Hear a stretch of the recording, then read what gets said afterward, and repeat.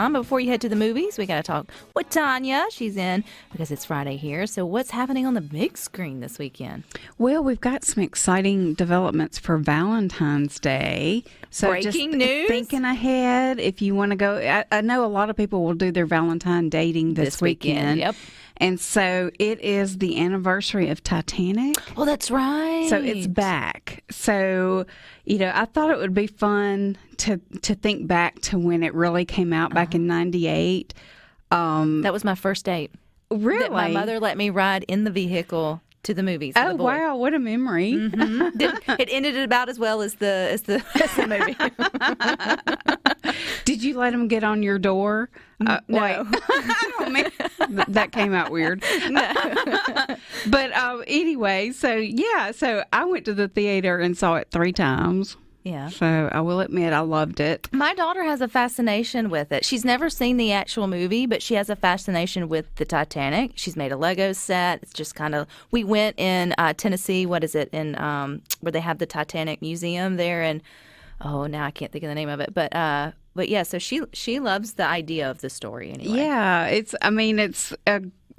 obviously a great story because it cleaned house at the Oscars that next year.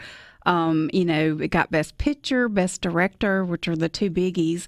And then Kate Winslet was nominated for an Oscar. She didn't win. Gloria Stewart, the infamous old lady that throws that diamond necklace in the ocean everybody's upset about. Today people still talk about that, the sound she made when she threw it, and of course the door. And there's been Mythbusters even has picked up to sort of see if there would have been room on the dang door. Yeah, well, and Leonardo right now is on, doing the all kinds of press for his movie Babylon, and he's getting asked about it, so they finally, he, I think, said that maybe he thinks he could have gotten on there, but I don't know. But it's just a great one. Of course, it is a 3-hour movie, so you've got to have a little bit of time to invest in it. Also, new this weekend, maybe Valentine's. It's not my kind of movie. It's Magic Mike, The Last Dance, which I believe is the 3rd. I am not a big Channing Tatum fan. I mean, I like him fine, but this just isn't my jam. So I get it. I would say it's probably more of a girls' night out movie than a Valentine date. First date. Yeah. So I feel safe to say if you saw Unless the first one, you feel very confident in yourself shirtless. If you saw the first one or the second one and liked them, I think you'll be fine to go see this one. And then the last one is actually one that is streaming and it's in some theaters. It's called Your Place or Mine. And it is Reese Witherspoon. And it's the story about Ashton Kutcher's the other star. But so The Holiday, where 2 people swap houses for a week, but they don't know each other, and they just kind of, learn each other's friends and, of course, fall in love. Well, this one, they swap places for a week. It's because she has to go to where he lives for work, and her babysitter falls through last minute. So he says, you just stay at my place. I'll come to yours and take care of your son.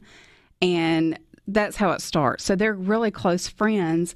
But of course, they are secretly in love. No spoilers. I mean, you can figure that one out pretty fast. From the beginning. Yeah.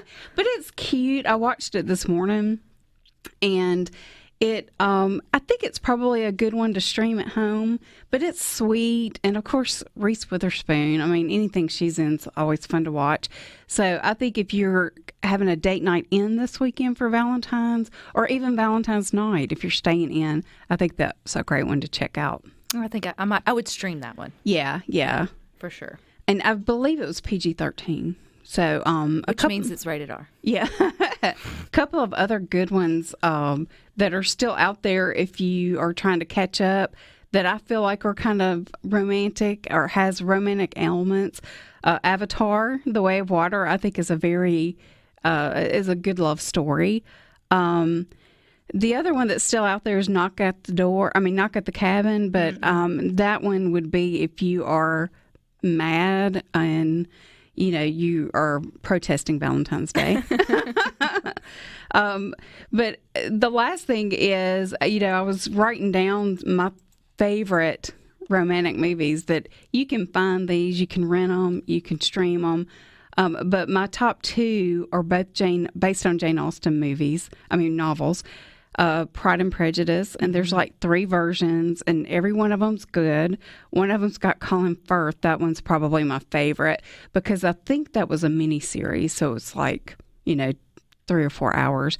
And then Sense and Sensibility is my numero uno. I mean, I could watch that every day. Emma Thompson, Kate Winslet, so good. Hugh Grant. Oh, there was a point in my life that I had the whole thing memorized. I watched it so many times. And now even, if I'm flipping channels and it's on, I'm watching it, or it's going to be background noise at least. And then a couple of good ones, Nicholas Spark books that are made into movies that are super popular. The Notebook. Yeah. And A Walk to Remember. Both cry. Like, I don't want to watch something that's going to make me cry. I know. But those are good romantic movies. Of course, Ghost. Oh, yeah. Dirty Dancing. Those are classics. Pretty Woman, I thought was one that's worth checking out if you have never seen it or just looking for something fun to watch. And, of course, Notting Hill. Taking it old school, you've got Mel. That was one of the first Tom Hanks, Meg Ryan big hits that's fun to watch. And, of course, Bridget Jones's Diary. Those were some I just jotted down. Wasn't there a second one to that didn't go as well? Yeah, I think there were actually 3. I'm thinking there were 3. And the last one did not do very well as far as reviews or the box office, but I thought it was hilarious. There's a scene where she is having a baby, and well, that'll kill the romance. And I have never laughed so hard at that scene. Her trying to get to the hospital.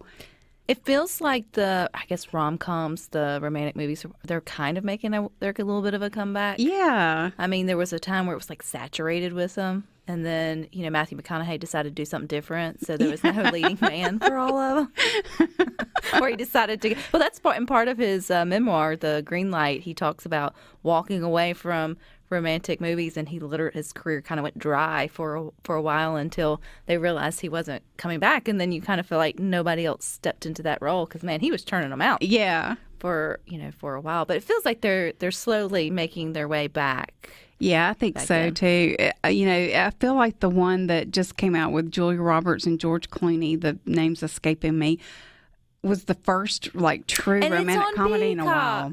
And it's on Peacock, which I don't. It's one of the few I don't have, and so. But I would love to see that one. Ticket to Paradise. Ticket to Paradise. And Bobby in Batesville says Sleepless in Seattle. Oh, that's a good one. That's a really good one. Yeah, I've always thought that one was really sweet as well. Rhino? I still maintain the most guy-friendly rom-com, a.k.a. chick flick, is Wimbledon.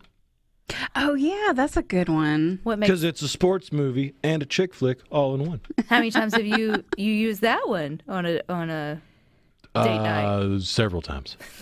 You know what? You want to watch something? I got something we'll put.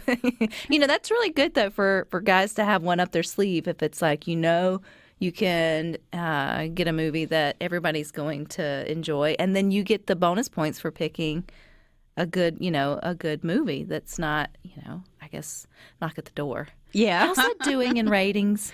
I think it's doing good. That's sad. Yeah. It beat out Avatar this past week. Did it? Yeah. What is wrong with America?